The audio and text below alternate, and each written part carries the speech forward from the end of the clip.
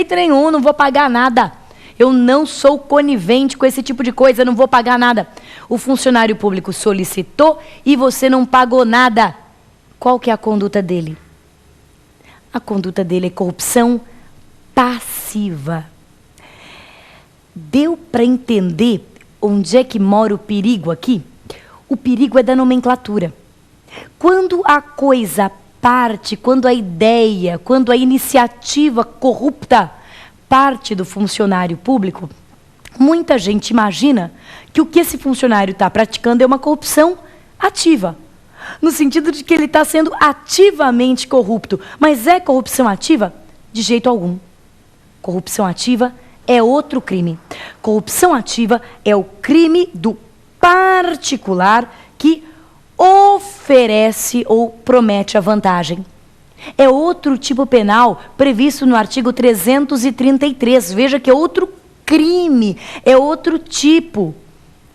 Então, o que eu quero aqui deixar firme na ideia é de que o nome da corrupção praticada pelo funcionário público, ainda que a iniciativa parta dele, é sempre corrupção passiva.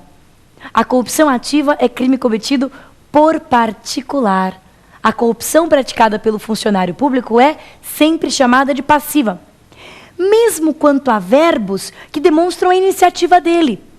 Quer dizer, você veja que eu tenho 3 verbos: solicitar e, por outro lado, receber e aceitar promessa. De fato, receber e aceitar promessa traduzem uma conduta passiva, né? Receptiva. Estou recebendo.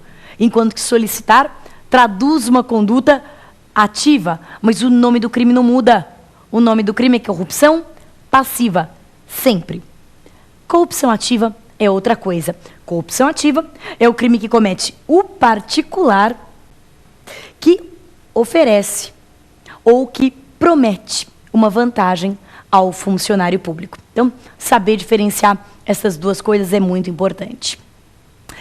Mas uma outra coisa que também é muito importante é diferenciar a corrupção passiva de um outro tipo que se chama prevaricação. E para fazer essa diferença, deixa eu começar te perguntando uma coisa, que é a seguinte: para que haja corrupção passiva, é preciso que o funcionário público esteja solicitando dinheiro ou qualquer vantagem, ou esteja recebendo dinheiro ou qualquer vantagem para fazer alguma coisa errada? Entendeu o que eu estou perguntando? Ou vai ter corrupção mesmo se o funcionário não fizer nada errado? Vou dar um exemplo.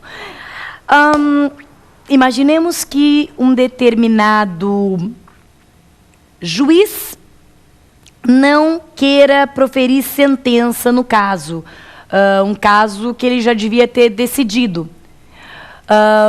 E imaginemos que ele solicite uma vantagem para proferir a sentença de forma correta. Ele não está solicitando dinheiro para proferir uma sentença injusta ou para proferir uma sentença que beneficie injustamente uma parte. Não. Ele está solicitando dinheiro para fazer aquilo que ele deveria fazer de qualquer jeito. Só que ele deveria fazer de qualquer jeito sem receber por fora, né? Ele devia fazer de qualquer jeito porque ele já está recebendo o salário dele para isso. Ele não devia pedir nada por fora para fazer o que ele devia fazer de qualquer jeito. Então, o importante aqui de você notar é que a corrupção passiva, ela não tem necessariamente relação com a infração de um dever funcional. Para eu ser punida, digamos, eu não sou, mas digamos que eu fosse funcionária pública, para eu ser punida por corrupção passiva, não é preciso que eu tenha prometido, ou muito menos que eu efetivamente viole um dever funcional. Bem entendido, um dever funcional fora o dever de probidade, né? Porque é claro que o dever funcional de honestidade eu já estou violando. Mas não é preciso que eu viole nenhum outro dever funcional. Pelo contrário, eu posso solicitar a vantagem para fazer o que eu tinha que fazer. Imagina que você é comerciante e você está precisando de um alvará de funcionamento para o teu estabelecimento comercial. Você está parado, você está tendo um prejuízo tremendo, aquele negócio está empatado na burocracia há anos a fio e não sai o tal de alvará de funcionamento. E aí o funcionário solicita uma vantagem para fazer aquilo que ele devia fazer de qualquer jeito. Isso não é corrupção passiva? Claro que é. Então a corrupção passiva não tem necessariamente relação com a violação de um dever funcional. Mas às vezes tem. Há casos em que a corrupção passiva, essa solicitação da vantagem, ou recebimento, ou aceitação da promessa da vantagem, tem como motivo a violação de um dever funcional. Por exemplo, naquele caso que eu contei, em que o policial rodoviário pede dinheiro para não me dar uma autuação de infração de trânsito. Nesse caso, o policial está solicitando uma vantagem para deixar de cumprir o seu dever, para violar o seu dever funcional. Pois bem, acontece que existe um outro crime no Código Penal que também tem como núcleo deixar de cumprir o dever funcional. Esse outro crime se chama prevaricação. Deixar de praticar, praticar contra a lei ou retardar ato de ofício. Então me conta, quando é que é prevaricação, quando é que é corrupção? Vamos para um primeiro raciocínio. Quando o funcionário público, em virtude da vantagem solicitada ou recebida, quando o funcionário público, em virtude da vantagem, de fato infringe o seu dever funcional, quando o funcionário público, em virtude da vantagem, de fato, concretamente, deixa de cumprir o seu dever funcional, você concorda que existe aqui uma dupla lesão ao interesse administrativo?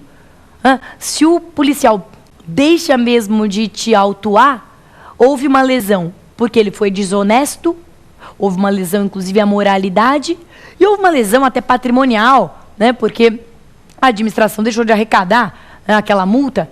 Então, quando o funcionário público, em virtude da vantagem, efetivamente viola o seu dever funcional, haverá o crime de corrupção passiva com aumento de pena. Então, quer dizer que nesse caso eu não vou ter dois crimes. O sujeito não vai responder pela corrupção passiva, pelo fato de ter solicitado, e mais pela prevaricação, pelo fato de ter infringido o dever funcional. Não, ele vai responder por um crime só, corrupção passiva com pena aumentada. Então é isso, se em virtude da vantagem recebida, o funcionário efetivamente violar o seu dever funcional, ele responde por corrupção passiva com aumento de pena. Mas a outra possibilidade de confusão entre corrupção passiva e prevaricação é que existe uma conduta que é chamada de corrupção passiva privilegiada, porque é uma corrupção passiva com uma pena menor, que é muito próxima da prevaricação, perigosamente próxima da prevaricação. Essa conduta, que é próxima da prevaricação, é o fato de deixar de praticar o seu dever funcional ou infringir o seu dever funcional, cedendo a pedido ou influência de outrem. Então, espera um pouquinho. Deixa eu te explicar, porque isso não é muito fácil, não. A corrupção passiva, em tese, é solicitar a vantagem ou receber a vantagem, e se, em havendo a solicitação ou recebimento, eu de fato infringi o dever funcional, haverá uma corrupção passiva com pena aumentada. Essa coisa chamada de corrupção passiva privilegiada, na verdade, é muito pouco parecida com a corrupção passiva. Ela é pouquíssimo parecida com a corrupção passiva, porque, na verdade, ela não tem aquela parte inicial, solicitar, não tem vantagem. Não tem vantagem nenhuma. Não tem vantagem de cunho patrimonial, não tem a solicitação ou recebimento de vantagem. Não é isso que o funcionário público faz. Então, o que é a corrupção passiva privilegiada? Na corrupção passiva privilegiada, o sujeito, o funcionário público, infringe o seu dever funcional, deixa de praticar, retarda, pratica contra a lei o seu dever